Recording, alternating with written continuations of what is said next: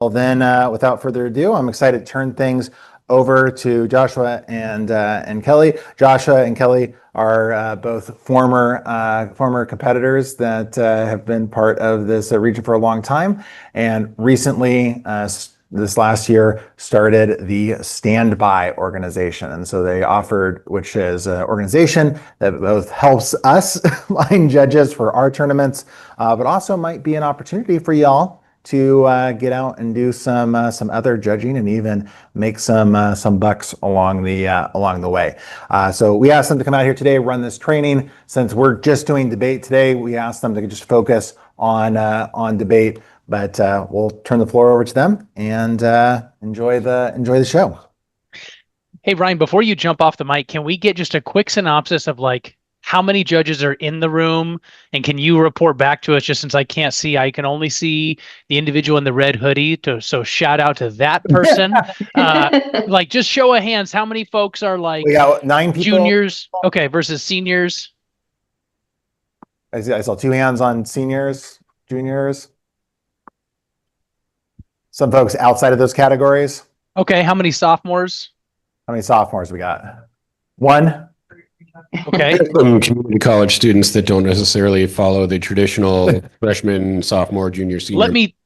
Thank you, Jared. I appreciate that reframe. Let me get a show of hands if you've ever already been in a debate round. Is that most of the room? Yeah, give me 1 second.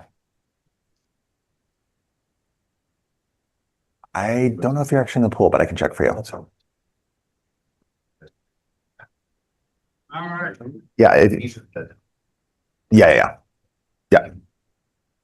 So Sorry. most folks in the room have already been in a debate, right? We've already participated in debate before. We're not going in blind as judges. I'm getting lots of shaking yeses on heads. Okay, great. The reason I asked that is because our emphasis for training today is going to be on how to be a good judge, not what is debate, right? So this is, if you don't know what topicality is, or if you don't know what impact framing is, this session isn't going to teach you that, right? This session is going to teach you how to be a good judge, hopefully knowing that you already know a couple of those things. We'll talk about them a little bit during our session today, but we're really excited to teach you all about how to be good judges. So my name is Josh Harsman. I've been involved with speech and debate for over 15 years. I'm from Kansas originally, went to college in Western Kentucky University where I did speech and debate. That's where I met Kelly. Kelly's originally from Massachusetts, so she did speech and then went to Western Kentucky and did interp and platform. You did some platform, right, Kel? Yep. Okay. So we met there, and then we moved to California where we helped coach at UOP, and then have also just stayed involved. So some of you might already know our faces. You might have already seen us in the back of the room here and there, but we're excited to talk to you today about what it means to be a good judge. Kelly and I launched this small business, Standby, because not only do we want to create opportunities for people like you to give back to speech and debate and get paid, but also because even though like Kelly and I did speech and debate through high school and then through college and then coached college, there's no one or no space that's really talking about like what it means to be a good judge. So even though I competed for like 8 years plus 2 years as a graduate assistant, so a decade, you could call coaching kind of competing, right? It's competing in a different way. A decade of participating, like I still wrote terrible speech ballots, right? Because no one like trained you on here's how you adjudicate. Like I know how to help do impact calculus, right? I know when framework precludes the impacts of the debate, but I wasn't great. I'd be like, wow, you have great character development, really strong eye contact, good blocking. You get the 5, right? And that doesn't help anyone because they're like, what the judge just said, I did all these great things, but I didn't get a very high score in the round. And so we wanted to spend some time today talking with everyone about what it means to be a good judge, what it means to be a good participant. The first thing we want to emphasize is that you're stepping up into a leadership position. When you transition from just being a competitor to a judge, that comes, like we all know the Spider-Man quote, right? With great power. So you are stepping into a leadership position where you now have some more responsibility as a participant of our community, but that also means that you get more opportunity as a leader. So I want to emphasize that while we're debaters, we're really focused on the outcome, right? Did I win the round? How do I improve? when you're the judge, the outcome matters, but also does your mentorship of these young debaters. So I want to help everyone think today about framing our session around empowerment, that you're not just filling a chair in the back of the room, you're helping to shape the future of someone that might walk away from debate because of the feedback that you give them, or they might lean further into debate because of the feedback that you give them, right? So one of the first core principles that we want to emphasize is that when you give feedback, you give that feedback through the lens of affirmation and through growth, right? So we don't like feedback that says you did a really bad job weighing these impacts, right? We like feedback that sounds more like, I have really high expectations because I believe that you can achieve them. So let's talk about how we can weigh impacts more successfully the next time you're in front of a judge, right? That change of approach, 100, as someone I can tell you, as someone who's participated in debate and then coached debate, the way you communicate to those debaters in the room will make them either want to walk away from debate and never be a part of it again because their feelings got hurt, their ego got crushed, and they were told how bad they were, instead of being told that we have such high expectations of them because we know that they can do really well. And now, after hearing that, let's share how we think that they can get to those they can get to those that point of improvement, right? So think about the affirmation piece when you're giving that feedback, right? It's going to be much better received from the debaters. Kel, anything you want to add on this slide before we move forward? No, I think like when you're thinking about this, it's also just like not just being able to provide feedback, but it's also, I think, framing that feedback in a way that somebody's going to be more receptive to it, because it's really easy, I think, as competitors shut down. I mean, I did it. This is a very feedback heavy activity. And so when you're getting this kind of feedback, it's really important to write. I mean, very basic, but like using that sandwich method of, here's what you did great. Let's think about what we can do a little bit better next time in this next round. And then like sandwich it with something else that's fantastic that they did. Love your suit, right?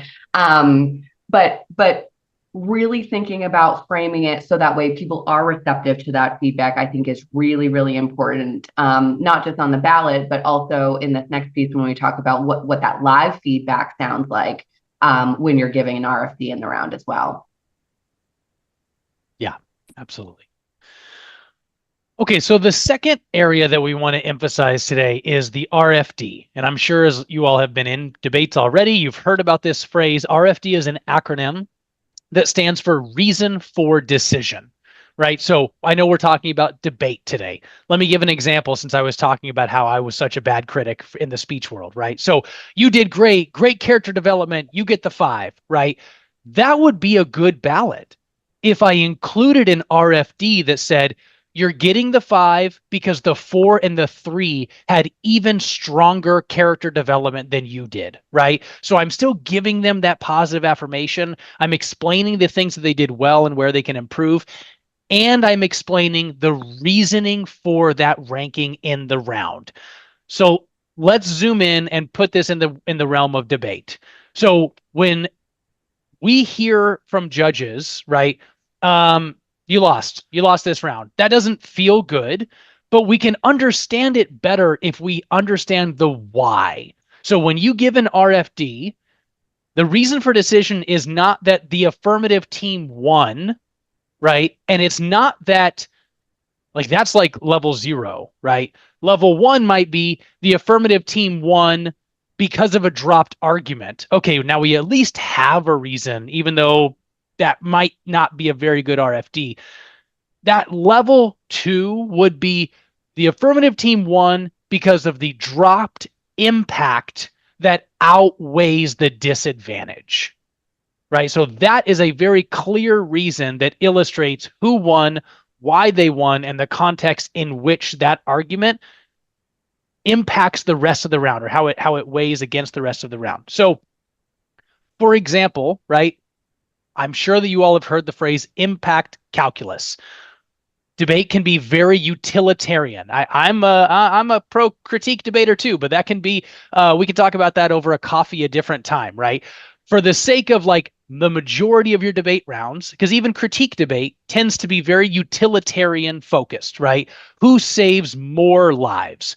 Who creates less bad events in the world? Or who creates more positive change in the world?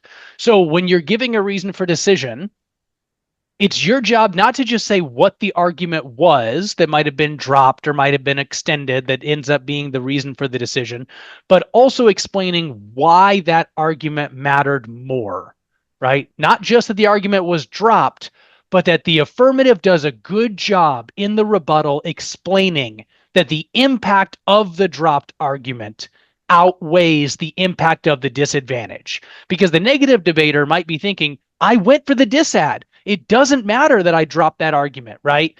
But if the affirmative does a good job of explaining why their impact outweighs the disadvantage, then you want to clearly articulate that is the reason for the decision. Something that here's a point that I think is really important to make, okay? We all get irritated when judges don't do what they're supposed to do and they do things that they're not supposed to do. So let me give you an example, right? As a judge, here's something that you are supposed to do. You are supposed to ignore new arguments in rebuttals. That is work that the judge is supposed to do.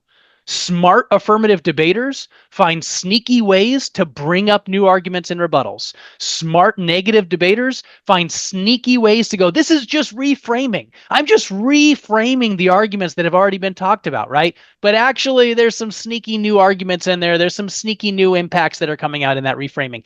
It is your job to do that work, to make an analysis, to make a judgment call and say, that was a new argument that I am not allowed to consider because it was new in the rebuttal, right? But what's the opposite side of that spectrum? The opposite side of that spectrum is that we have judges all the time that do work that they're not supposed to do. They vote on impacts that don't get extended into the rebuttals. They do impact calculus on behalf of the debaters. Well, I know you told me that your disadvantage saves 100 people, but I really feel like the affirmative advantage saves 101 people. And I know the affirmative isn't saying that exactly, but from the first affirmative speech, it sounded like it was going to be more people than the disadvantage. Don't do things you're not supposed to do. This is what makes judging so fun, but also so challenging, right? It takes smart people like yourselves in the back of the room to be good judges because you have to both do things, i.e. ignore new arguments, right? But also not do things. You're not allowed to do work for the debaters. This is why you're going to hear judges over and over again say, give me impact calculus, give me impact calculus. I'm bashing my head into the desk. Please give me impact calculus because both rebuttals will stand up and say, I have an impact. I win the round, right? Or every debater loves to use jargon. I win on time frame. I win on magnitude. So I'm winning. There's no explanation of what that means, of what the time frame means, of what the impact is. A good debater would say, I'm winning on time frame because our impacts happen first, which means when my opponent gets up there and they try and scare you with this huge nuclear war causes extinction impact, you're going to remember that it's low probability. And even if a world gets where we get there, I'm winning on time frame. So I save more people first. You want to vote for the impact that happens sooner. If the debater says all of that stuff, that's fantastic. That's impact calculus that you get to consider when you're adjudicating your RFD.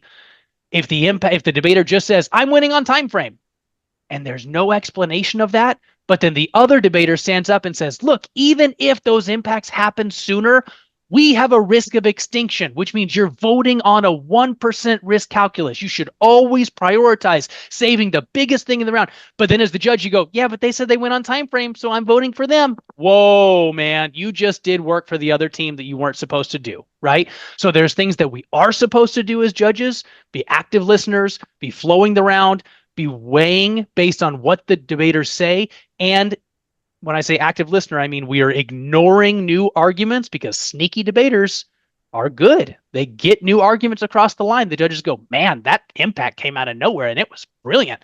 Too bad the other team didn't have a chance to respond to it. Yeah, because it's a new argument in the rebuttal, bro. You're not supposed to weigh it, right? But also judges all the time say, I just feel like your impact's bigger. I'm just buying this link story more than I am the other one. Were those things said by the debaters, or are you bringing biases into the round? Are you bringing some of your preconceived notions into the round, right? So there are things that we actively do as judges to write a good RFD. There's things that we actively don't do as judges in order to give an RFD. Okay. Kel, since you're more of the speech world, is there anything that you want to add on impact calculus or things that we do or don't do? No, I just feel super called out right now. But yes, coming from the speech world, I think the RFD, I also want to acknowledge, I think this is one of the more intimidating pieces of being a judge, is being able to give that live feedback in person, because it's really easy to hide behind a ballot. You can't hide anywhere when you're giving somebody verbal feedback. But everything that Joshua said, really making sure that you're flowing the round, that you're not doing the work, because that's what's going to create a good RFD. If you can point to the flow and say, this is exactly why I'm voting, I didn't do any work for you, but I can be really clear about why I'm voting the way that I am. And that competitor on the other side can't question it, right? Because that paper really kind of tells the story of that round. So for anybody who's newer in the space, RFDs, as somebody who's a speech person, again, one of the more challenging pieces of being a judge, but also can be one of the most fun as well. And I think the biggest opportunity to share feedback in real time, so that way you can also help improve what the next round is going to look like for that competitor as well. Kel, I really appreciate that you call out the intimidation point, because I want to talk about that for just a quick second before we move on, right? So a lot of the reason why Kelly and I started Standby is because it's hard to get judges. And you know why it's hard to get judges? Because they're intimidated by debaters that say, but what about this? But what about that? But what about this? Why didn't you vote for this? Why didn't you vote for that? But let's zero in on this one tiny thing that I might have spent 4 seconds blipping out, but now that you're giving the RFD, I'm going to interrogate as to why you didn't hear that 4-second blip, because apparently the entire round comes down to it, right? So here's what I want you all to walk away with. One thing I want you to remember: you're a human. You're going to miss things. It's an inevitable part of being a judge, and it's okay. The goal is for you to improve as a judge round over round, not to be a perfect robot. I tell debaters all the time that I'm a flow judge, but I'm also a person. If you wanted a strictly flow judge, you'd be debating to a calculator. And there's a reason why we don't debate to calculators and we debate to people. It's because we're people that have memory, right? Memory successes and challenges, emotions, right? That sometimes get away from us. And that's part of the fun of debate. I tell debaters all the time that if you're winning the facts, then slam on the facts. The facts are on our side. We're winning the facts. If you're winning the narrative, then slam on the narrative, right? The story is on our side. This story just makes sense, so you're voting for us. And guess what? If you're neither winning the facts nor the narrative, then slam on the table. You are still voting for, like, that's a joke, right? But the point is that emotion wins debate rounds. If it didn't, then you'd be debating to a calculator. You're going to hear a joke that advanced debaters talk about the 1JR. Anyone know what the 1JR is? It's the work that I'm talking about the judge is doing. It's the first judge rebuttal. So when the judge says, actually, I'm buying this story more, or actually, I feel like this impact outweighs, even though you didn't really mention it, that's the 1JR, man. The judge doesn't get to give a rebuttal. The judge doesn't get to weigh in on what they think should have happened or could have happened. You only get to vote on what did happen. So remember to give yourself grace. When debaters interrogate you or they ask questions, receive them, right? Remember the first point the reason the first point was first is because it's so true. Even those debaters that feel like they won the round, they're still people too. They still have emotions too, and they still need, even though they want to interrogate you, they still need you to give that reception back positively through a lens of affirmation. And one of my favorite things to say, smart debaters that are interrogating me over and over and want to drill down on a question over and over again, one of my favorite responses is, you know what? When you say it like that, it really makes sense, and I wish you would have put it that way in your speech. Because that helps them understand. It's not about interrogating me because they made a 2-second blip that I can't do all this work and explain for them, right? That's what rebuttals are for. They are for taking those 2-second blips and elaborating and telling the narrative and giving the impact calculus. So just remember that you're a human, you're going to make mistakes. We all do it. It's inevitable. It's a part of improving our activity. Don't give the one JR. And if you find yourself backed into a corner by some snarky debater who thinks that they know everything, just remember to tell them, that was really smart. I love the way you put it just now. I just wish you would have put it that way during the round, right? Because the debater doesn't get an additional rebuttal either. Okay, we've talked about some of the main tenets of judging the round. So let's wrap up with a couple other core tenets, right? Reminder that as a representative of the community, tournaments, like when you go from being a debater to being a judge, you kind of start to see the forest, not just the tree in front of you, right? So you're not just running from round to round, but it's also about making sure that all of those rounds are starting on time, that they're ending in a timely way, right? So that means that accepting your ballot, a lot of tournaments use digital software, and Tab's going to be calling you going, Josh, what are you doing? And you're like, I'm sitting in the round. We've already started. And they're like, then why haven't you clicked on start the ballot yet? Tab doesn't know until you click start the ballot, right? So just being a conscious participant as a judge, showing up to your round early. It's okay if you need to have a bathroom break, grab a quick drink of water. We're all humans. We have those needs as well. But don't be lingering in the hallway, chit-chatting with people while the round was supposed to have started 10 minutes ago, right? That's not showing up as a good judge. Remember to represent yourself well, right? The way that you present yourself communicates to the debaters that you have respect for yourself, that you have respect for this community. So carry that responsibility with respect. Remember that we're all standing on the shoulders of giants. We're only here doing this activity because other people have come before us and have acted in a way that creates a space for this activity. Reliability is your credibility, and your professionalism shows the respect for that, for activity, for it to continue. We've also talked about kindness, right? And the importance of long-term growth. Kelly and I like to say at Standby that every interaction you have with a student, with a debater, with a forensicator is a fork in the road, right? We've already kind of mentioned this a little bit a minute ago. Think about how many stories have folks heard from a high school advisor that told me, yeah, you're not really an engineer. You shouldn't go study that. Or maybe college isn't right for you, right? Even though it might not, those are overt examples. Subvert examples are like, you just, this was really bad impact calculus, and I really think you should go home and work on, like, that person might not come back to debate. And it's because of that fork in the road conversation that was your ballot or your interaction with them, right? The other thing that Kelly and I like to talk about, this is something we learned at Western Kentucky University, is van talk. I can't tell you how many times I've walked, folks, I'm not making this up. I have walked into the bathroom and I hear two debaters dogging another debater. Oh, it was just so bad. He was so terrible. And then guess what? I walk into the round and then they're in front of me. And now I have a preconceived bias of what this person's going to be like, and because of the way they were talking about their other debate. So share that feedback with your folks in your community, right? Save it for the van. Hey, I want to hear you. You need to be able to vent. Let's save it until we're in the car or we're in the van and we're out of earshot, because they might have just made a mistake, right? But as humans, we as debaters particularly, we've got fangs that we want to stick out at every interaction, right? Those interactions are forks in the road in which you have the responsibility as a judge to use your language in a way that is either going to help someone lean in to the activity and go, wow, that was awesome. I want to get better at debate, and I want to go do impromptu, and maybe I might come back and coach, right?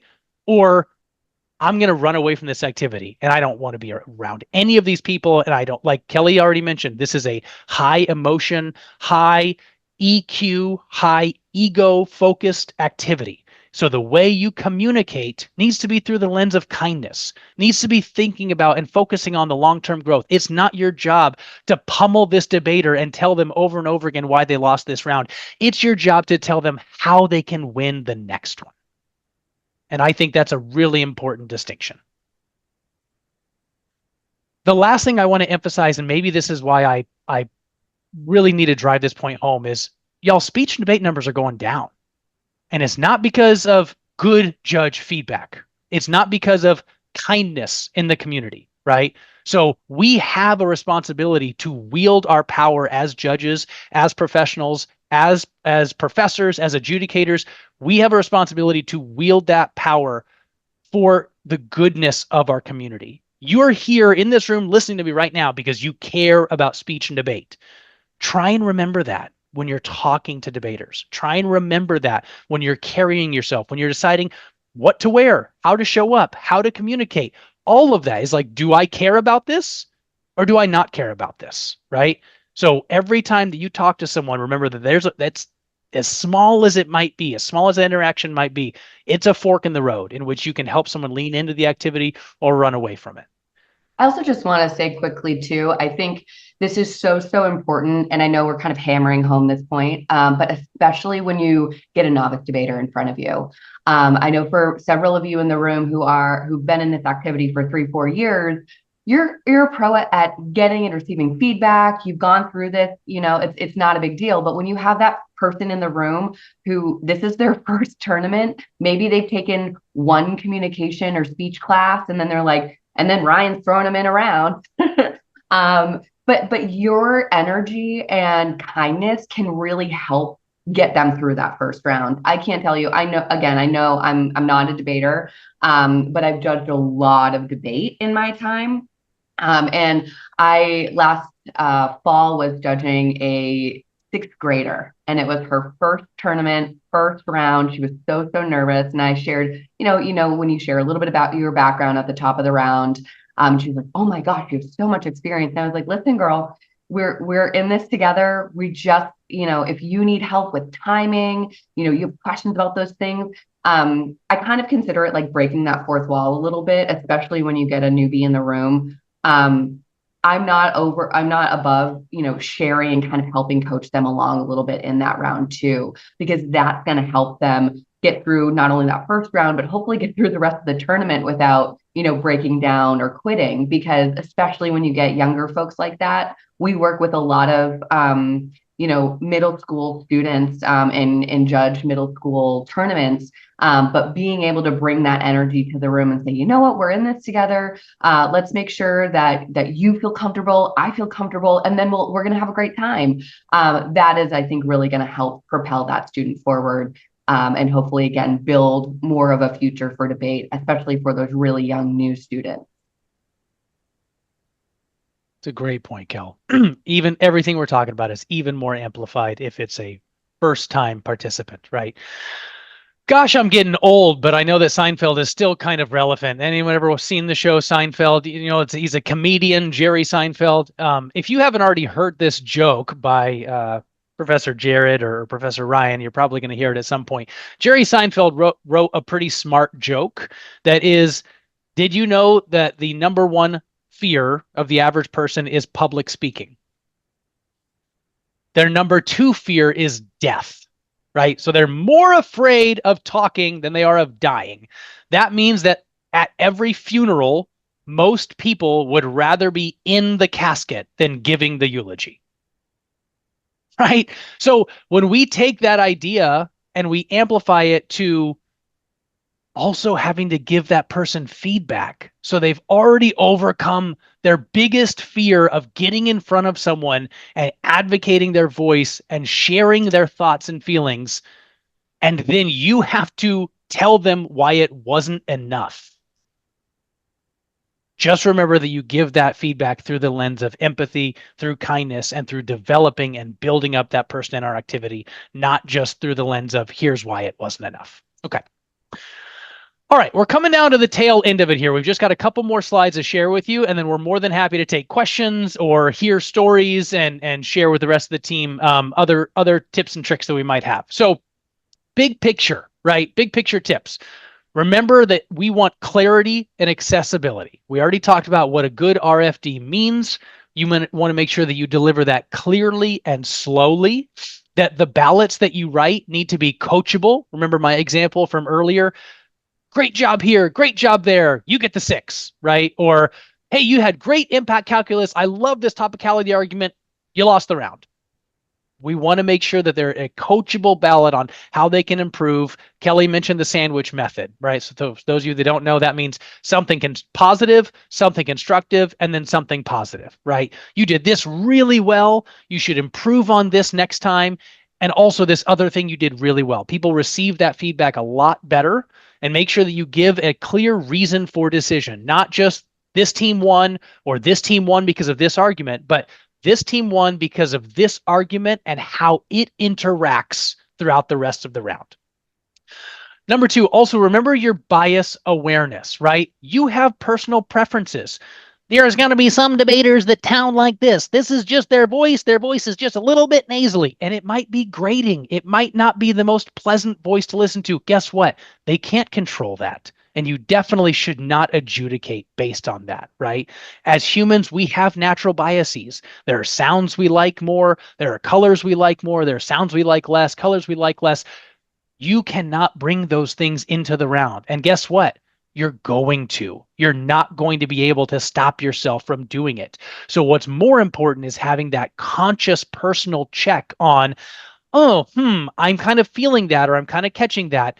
Let's make sure that I'm consciously recognizing that and I'm not letting that bleed over into my ballot or into my RFT. One other bias to keep aware of too is the way students might dress. Because sometimes you'll get somebody in the room who's wearing a full suit, and then you'll have somebody wearing a sweatshirt. Either way, they're going to be great debates, and you should not take that bias into the room, because it can be easy to do so. So I always like to call that one out as well, because depending on the tournament you're at and depending on the student that's in front of you, students' appearance really shouldn't affect how you're judging. It's a great point, Kel. Whether it's their outward appearance, right, their physical capabilities or disabilities, we want to make sure that we don't let those things impact how we judge. And then also stay consistent, right? Be as fair as you can. Remember, there's things that we consciously do, and there's other things that we are intentionally not supposed to do. So don't do work for the other team. Make sure that you're writing a clear and well-articulated ballot, and that you're staying consistent. Don't move the goalpost in the middle of the round, right? Something that I really try and practice as a judge is, after I've decided who is winning and who is losing the round, I'll spend like an extra 3 minutes, right? Because remember, timeliness, we can't spend all of the time in the world, but I'll spend like an extra 2 or 3 minutes looking for any possible way that I could vote for the other team. If I've decided the affirmative is winning, then I spend it's kind of like double checking my answers, right? I'm like, wait a minute, could I vote for the negative there? Could I vote for the negative there? Could I vote for them there? Nope. Okay, I've double checked my answers and I've affirmed that the AF is winning this round. A lot of inexperienced judges just decide who's winning and then use what happens in the round to defend that decision, right? They decide ahead of the debate. So it's your job to keep an open mind through the entirety of the debate, and then make sure you kind of double check your work. That way you stay consistent and fair as you're giving that RFT. The last thing that we want to emphasize before we talk to you a little bit about standby is the protege effect. Show of hands, has anyone in the room ever heard of this? Maybe 1 or 2 people? Nobody? Not a single person. Great. Okay. You're going to remember this. The most fun reason to judge is because it makes you a better debater. So it is statistically proven that the way we learn things best as humans is by teaching other people. So if you have a chem test in 2 weeks, the best way that you're going to ace that test is by explaining to your roommates, did you know this about these compounds? Did you know that actually when these things, right? That triggers different parts in your brain. Writing something down triggers a different part of your brain. Speaking triggers a different part of your brain. Hearing triggers a different part of your brain. So the protege effect is that by judging debate, by practicing your ability to see the full round, by practicing the ability to explain the reason for decision, you actually become a better debater, right? So get in front of rounds. Ask, hey, do you guys want to do a practice round on Tuesday night? Do you folks want to do a practice round this weekend? I'm happy to judge for you. Or how about I debate and you judge this time, right? If you've got a novice who's really excited about it, share these tips with them and ask them, like, hey, we'll go a little bit slower than we normally would. We may not go spread as much. We may not go for as many arguments, but do you want to practice judging? Because by teaching others, we actually learn better ourselves. So Google it, not making this up. The protege effect is real. And by judging rounds, you will actually become better debaters because you will start to see from the lens of a judge, I was asking that judge to do impact calculus for me. I didn't go for that dropped link turn that really could have changed the way that the debate played out if I had gone for it. I actually should have just kicked that second advantage and gone all in on advantage one, because then I wouldn't have been asking the judge to think about 8 different things, and it would have been a very clear story that advantage one outweighs the disad, right? So the more that you judge, you start to see the full scope of the round. And just like anyone in the room that plays chess, right, you're able to, when you get in a debate round, you're able to set up traps and you're able to see the bigger round more easily because of the skills that you learn while judging. Okay. We definitely want to take a moment to ask any Q&A of any questions that folks might have about the experience judging. And really quickly, just before we turn it over to the room, we wanted to put this on the screen. If you are interested in judging, the 3 different weekends that we have on the board here, one's in SF, one's in Los Altos, and one's in Pleasant Hill. These 3 different weekends, we are looking for college debaters to judge middle school and high school debaters. Right? So ideally, we would prefer if you are available for the full day. We're trying really hard to get that full day rate up to $150. We know that we can definitely pay folks $125. We're really trying hard to get that up to $150, which means if you can carpool with someone, right, and you can share gas, then you're like spending 10 or 15 bucks on gas. You pack a lunch or another 10 bucks on lunch. You're walking away with 125 bucks for just hanging out, judging debates all day, getting better at speech and debate, right? The counter to that is, if you're going to judge at these tournaments, you've got to take the lessons from here, right? Because like Kelly said, some of these folks are going to be middle schoolers. It might be their first time ever giving an impromptu, or they might be high schoolers, right? And it's your responsibility when you're giving that feedback that it's a fork in the road for that high schooler. The feedback you give them might very well determine whether or not they continue on in speech and debate in college, or they say, nope, don't like the way that I feel when I do this activity because the feedback that I got, I'm not going to do it anymore, right? So feel free to scan the QR code. I promise you this is not a Russian bot QR code. This goes right to our website. We just need you to register if you are interested in judging. Let us know which of these weekends you might be interested in. If you end up judging for us, then we use QuickBooks, so that way we get you paid within 2 weeks of the tournament close. Anyone who's judged for us before can attest we actually get you paid usually within 1 week. But sometimes the tournaments are a little bit slower to kind of like give us the numbers of people actually showing up and that kind of thing. So we would love it if you want to come get paid to judge. I know when I was a debater, I would have clamored for these kinds of opportunities. This is why we started Standby. And while folks might be registering or not, it's okay if you don't want to. Happy to open the floor to any Q&A. And then otherwise, if there's not any major questions, then give you a little bit of time back to grab a snack, catch a drink, catch a breather before you go judge some awesome debates. Awesome. Can we big round of applause for Josh and Kelly coming out here and running this for us. Really appreciate it. And thanks for sharing that opportunity. I will make sure that this also ends up on our splash page so that folks that are interested and think about it can do it. Jared's got the microphone. Are there folks that have any questions about anything we just heard? Any questions about judging? Things that you're maybe feeling a little nervous about if you haven't judged before? This is a great opportunity to ask those questions. We feeling pretty good?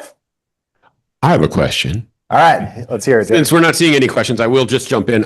One thing I think that you could elaborate more on, Josh and Kelly, that I think might be helpful is oftentimes judges are feeling a lot of pressure from the tournament to keep the schedule, get things done very, very quickly. And that puts us in a position where we may feel rushed in terms of making our decision, whether it's in IEs or debate, feeling rushed to make my rankings at the end, feeling rushed to decide who won the debate because I've gotten my 5th email from Ryan going, where the heck is my ballots? Turn in your ballots. Get these ballots submitted. What's going on? We're running late, blah, blah, blah, right? And so while we feel an obligation to help keep the tournament on time, we also feel a counter tension to make sure that we're making the right decision, that we're providing good feedback, that we're not just like, well, I'll tell you later, come find me. Or that we don't have the time to write out ballots, to write our reasons for a decision down. What is some advice you might give to judges on how to navigate that tension? Because we don't want to be spending an hour after the round before we submit our ballots and that sort of thing and holding up the whole tournament. But we also want to make sure we're giving good feedback, making our best decisions and that sort of thing. So if you could speak to that, that would be really helpful. I also want to acknowledge, like, in that same vein, it's keeping the tournament on track, but then also you might be in back-to-back rounds all day. And so it's a lot of work to be a judge. I know as a competitor, it's a ton of work, right? You might be double entered, you're running from round to round, but you are typically guaranteed like at least a lunch or something, right? As a judge, you're not always guaranteed that too, because you might be, in back-to-back rounds, judging multiple patterns. So I might not just be judging speech. I'm judging speech and debate. So I'm doing all of it at once. But I think that's a great call out. Is just this is a lot of work. It's a lot of work for judges. And so you do need to find ways to practice self-care. And so when it comes to that feeling of being rushed or feeling like you need to push out a decision as quickly as possible, I do think it's important to also understand that this decision is important. And you want to give it the weight that it's worth, and not rush that decision. So I think for me personally, as a IEer by trade, making those debate decisions don't come as naturally to me. So it does take me longer to really give some thought to who has won and why. So I do tend to take a little bit more time, and I have to check myself, check my anxiety. I'm a little bit of an anxious person, especially at a tournament, and say, you know what, I need to be able to give these students the decision that makes the most sense, and really give this some thought, because that's why we're here. We are here today so those students can learn and grow. And so my anxiety does not need to come in the way of that. So sometimes I do need to check myself as well. And then also I do need to practice my own self-care and say, you know what? I'm sorry, Ryan, I'm going to go take 5 minutes outside, see the sun for a second, and then I'm going to go start that round. So don't be afraid to, like, yes, we always have this sense of urgency. But to take a moment or two, give your grandma a phone call real quick or whatever you need to do, right? These are typically your weekends.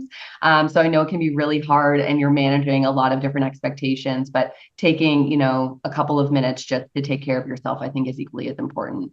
But I don't know, Joshua, if you have anything more actionable that folks can do.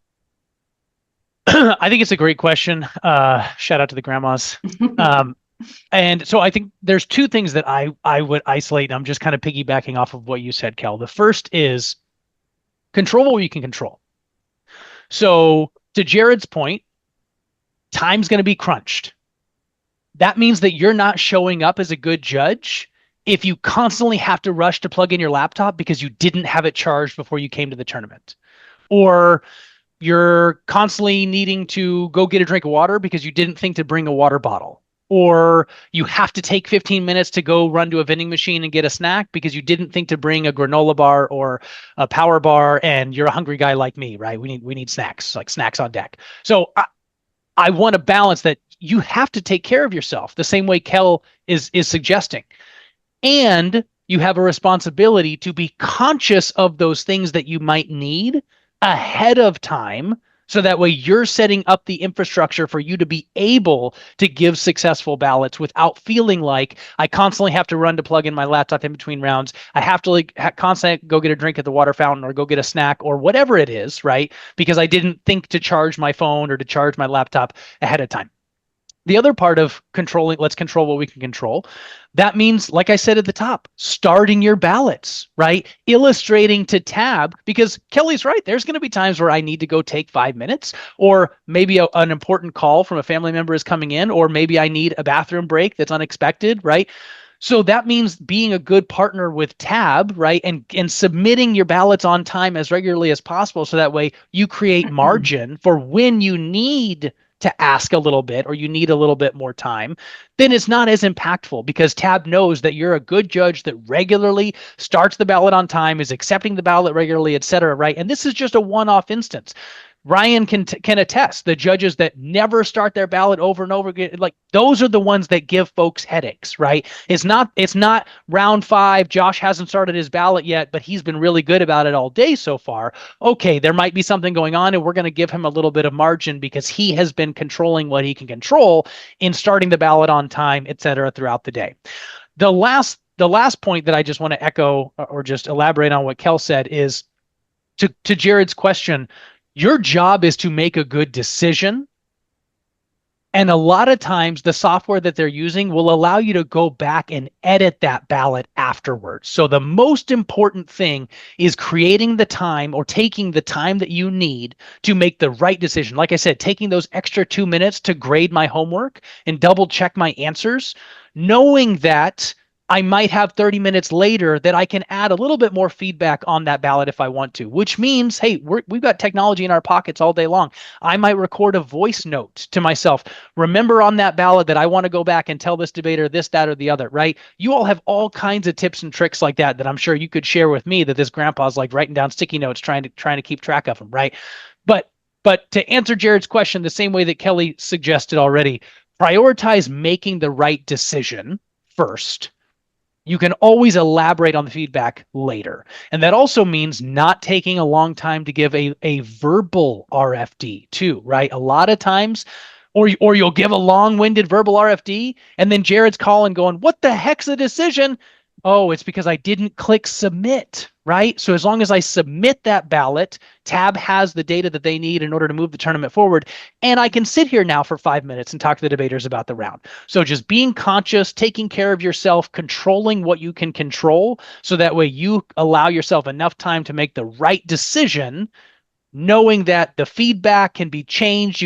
A lot of times I tell debaters too, hey, I put my email on the ballot, email me with other questions that you have. Or, hey, we got to go, we got to keep moving, but on the lunch break, find me in the hallway if you folks want to talk about this a little bit more, right? So you're absolutely right. The tension is there. I think there are ways that we can control what we can control, so that way we create margin for the times where we need a little bit of extra space.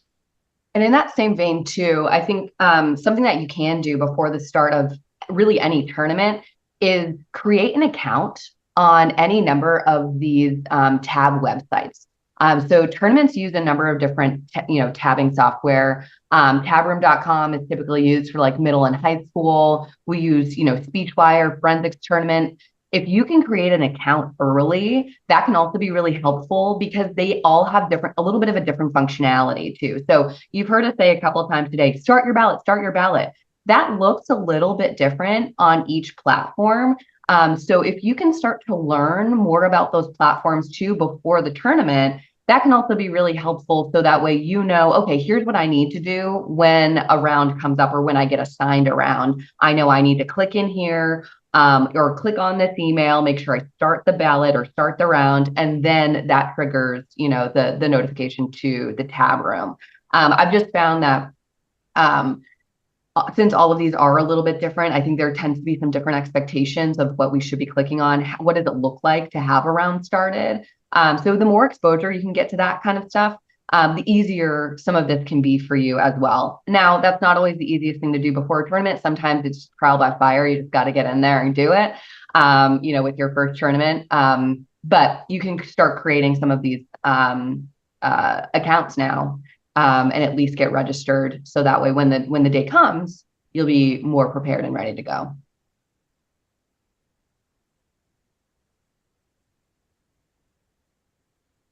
Any other questions or thoughts? I don't know, Ryan or Jared, if you have anything that you want to contribute? I can elaborate on the point you just made, Kelly. Yeah. Not only are they a little bit different, they're a lot different. So Yeah. when you're judging a tournament with Speechwire versus Forensics Tournament versus Tab Room, where and how you'll receive your ballot is very, very different. But one thing that is common that I think a lot of people don't think about either on the judging end or on the tab room end is when something goes wrong, you didn't get a ballot, right? You're supposed to have gotten a ballot. Tab room sent you a ballot, but you didn't receive your ballot. Their way of communicating with you may also be broken, right? So the reason you didn't receive your ballot is also the reason you didn't receive the 15 emails from tab room telling you to pick up your ballot, to start your ballot, so they're in the tab room going, what the heck's going on? Scream, and you're just wandering around going, isn't it nice I have this round off? So like, remember to double check, remember to communicate like in other normal human fashions to make sure if you feel like you got a round off that you actually do have that round off, that you're not needed. You can check postings to see if your name's there, that sort of stuff, and just double check that you know how stuff is working and how to find your ballot, because sometimes it's not the most obvious thing. It'll come via email that then takes you to a link. Like the Speechwire ballot is kind of weird, and hard to find for me, at least in my experience. And so double checking yourself on that before you wander off and become unavailable. Because again, their way of reaching you is the way that wasn't working to reach you to begin with. And it's frustrating for everybody. Jared, if I could jump in and add two cents to what you're talking about. So the first is, Jared's right. Tab can be really stressful at some tournaments, right? If you come and judge at one of these standby tournaments, I want to emphasize that's why I said we really want you to be available all day. And what that means is that if you get a round off, you need to go to tab and say, hey, I've got this round off. Do you want to throw me in somewhere? Right? Like, being available all day doesn't mean I got a ballot and now the phrase Jared just used was wander off. I'm going to go to Target and like get some groceries for tonight, right? Being available at the tournament means just double checking with tab. Like, if you're getting paid, right? If you're getting paid to do it, that means that, oh, I've got a round off, I'm going to hide out. That's not the case. You double check with tab and just go sit in there, right? And just be like, hey, just want to hang out. This is what Kelly and I do at every tournament. We just hang out in tab quietly. We're like, hey, we're just here in case you need to throw us in somewhere, right? And then the other thing is, if you do get a round off, right? That's great. Okay, take a breather, right? Make a phone call, whatever it is. But definitely don't go to Target and do grocery shopping or whatever, and then you're trying to rush back to the tournament to be in time for the next round. You can take a walk, you can get some lunch, but make sure that you're still within a decent proximity, right? It's like you're on call. Just because you have a round off doesn't mean that the tournament might not need to put you in a different round, that kind of thing. So definitely take your break. If you're getting paid for all day availability, just check in with tab and see if they need to use you, because they might have just skipped over. They might have a last minute need you don't know about. And then if you do get the round off, make sure that you're still within decent proximity, so that way you're not stressing yourself out. You're not stressing the tournament out trying to get back in time for the next round. Really good advice. Any other questions? But if you're not getting paid, do go hide, right? Yes, that's it. Mhm. Oh, don't do that. All right. I want to just, again, oh yeah, we have a question. Sitting in the guy with the mic. Donahue for a really old reference. Almost in camera frame. Okay. Everyone's strategically just out of frame. Shout out to the red hoodie. Smart. This is specifically about standby, but do you get compensated by the amount of rounds that you judge, or based on how many days you're there for? That's a great question. So we try and compensate folks for the day. So most of the contracts that we receive need all day availability. We do work with some tournaments that it's just on a per round basis, but we also after doing this for a year now, we've realized that we're one of the only folks in the community carrying the torch for judge wellness. So it's not as good for you to get in your car, drive an hour and a half to a tournament site to only get paid by the round, because then sometimes the tournament won't use you because it doesn't need to pay you, etc. So it's also better for you to be there available for the whole day. Doesn't always mean that you're going to judge the whole day. Sometimes it does mean that you judge the whole day, but that locks you in at a guaranteed, like I said, 125 or 150. Some tournaments will be by the round, but we'll also communicate that with you. If you sign up, this link is just to register, so you're in our judge pool. So we're going to let you know about upcoming tournaments. It doesn't just sign. That's a clarifying point. Just signing up here doesn't mean you're going to get a guaranteed judging slot, right? It just means that you're in our pool to be notified to be potentially signed up. If you sign up for a tournament, then we will email you one-on-one saying you're being, assigned for an all-day rate or a per round rate at this, etc. Here's the tournament information, the location, the Wi-Fi, the parking, etc. Okay, thank you so much. Yeah, good question. Any final questions for our hosts? All right, one last big round of applause. Thank you both so much for coming out here today and sharing this with us.